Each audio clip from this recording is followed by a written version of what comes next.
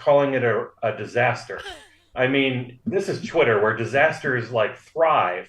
If Fox News is calling it a disaster, if Republican pundits are calling it a train wreck, I think it's safe to say that he's got to have to break out those white boots for another another couple weeks. We saved this for you because I like to I like to experience all the magic with you first. Here, give me 20. This is Elon. Oh, Some of the failure to launch yesterday. There's 382,000 people on. All right, great. So let's see. So we just keep crashing, huh? Yeah, we've got just a massive number of people online, so it's servers are straining somewhat. Oh boy. Oh God, as an audio professional, Carl, that was Painful. deathly painful for Chris and Travis and I. Yes. Especially when it's an audio-only program. Yeah. No my video God. component at all. Ron thought it went well. Yeah. I know there's so many people who want to ask questions, and we should do it again. I mean, I think it was fun. I think this is great, and What? we'll make sure that that we come back and do it again. This is a great platform. I mean, I would like to see other platforms going in the same direction, but Yes. a healthy democratic society needs the robust debate. So I just want to thank everybody for listening in. It's real good what you did, Ron. Tell us Rob? tell us about the rabbits again. Heck of a job, Ronnie. Yeah. Wow. I mean, wow.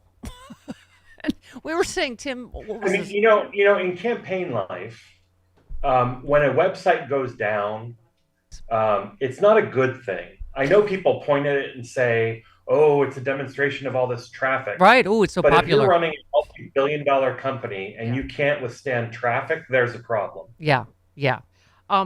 We were saying Tim Scott, I think all three of his microphones didn't work. I'm just saying, Carl, if you are a believing person, I believe God, she does not want a Republican to be president. This is Tim Scott yesterday. Or IT is far more liberal than anyone's expected. That is an explanation right there. I don't know about that. All right, the consolation prize for second worst campaign launch, Tim Scott. Yeah. Here's what we're seeing. The radical left is quaking in their boots. Oh, yeah. Because when an African-American conservative Oh, yes. who believes in the future of this nation stands up to be counted, they push back. That's a good sign. We're on the right message.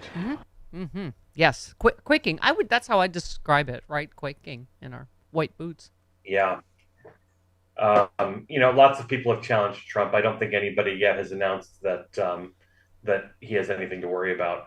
And I think that's the only nice message He's the only nice message he's sent in years. Congratulations, Tim Scott. Good luck. I was like, Yeah. oh, it's almost Wow, like that was, it's almost like he's not at all threatened because he knows that Tim Scott is just a token and they're a deeply racist party. Hi. Anyway, Carl, this is also apparently we were talking about the controversy out here. I believe Tim Scott went to our Sisters of Perpetual Virginity. Did he go to Our Lady of Perpetual Virginity?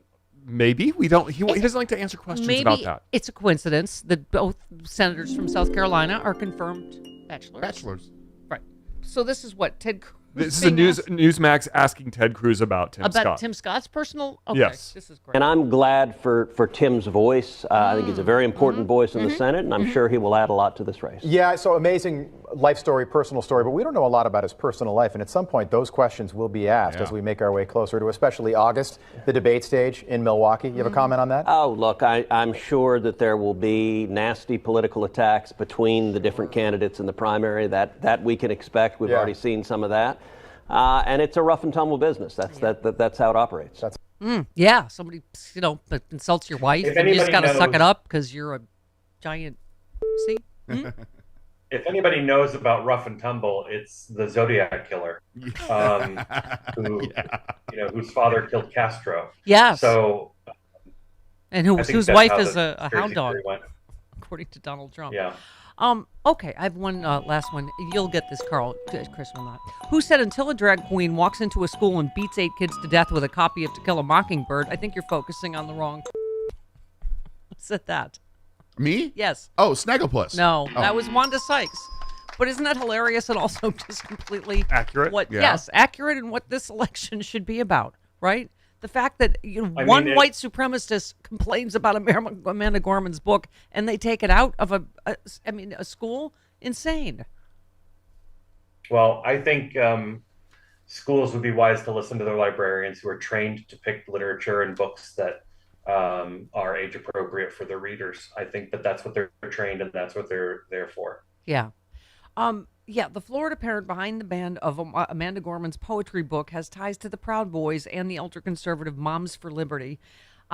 So the Bob Graham Education Center restricted access to The Hill We Climb, the poem. She obviously read at Biden's inauguration. After Daily Salinas complained that it was inappropriate for children, she immediately stated the author was Oprah Winfrey. The foreword was by Oprah Winfrey. I don't know. Maybe she's never read a book to know that the foreword is written by someone else. Well, if you never get past the foreword, maybe you never know who the author is. Right. That's true. Yeah. That's true. The Miami Lakes School also pulled 2 other books, The ABCs of Black History and Love to Langston, from its elementary school shelves after Salinas complained about them as well. Yeah, she was complaining about The Hill We Climb. She said it's not educational and have indirectly and has. First of all, she said that incorrect grammar. She said it's not educational and have indirectly hate messages. Okay, so she's obviously never written a book because that's improper grammar. But where have you read The Hill We Climb? It's beautiful. Where's the hate? It's the opposite, isn't it? No, I mean that's part of the problem here is that this attack on our libraries, which seems to come every decade or so. Yeah. People don't want other people deciding what books are allowed in the library. We have trained professionals who know how to select this stuff.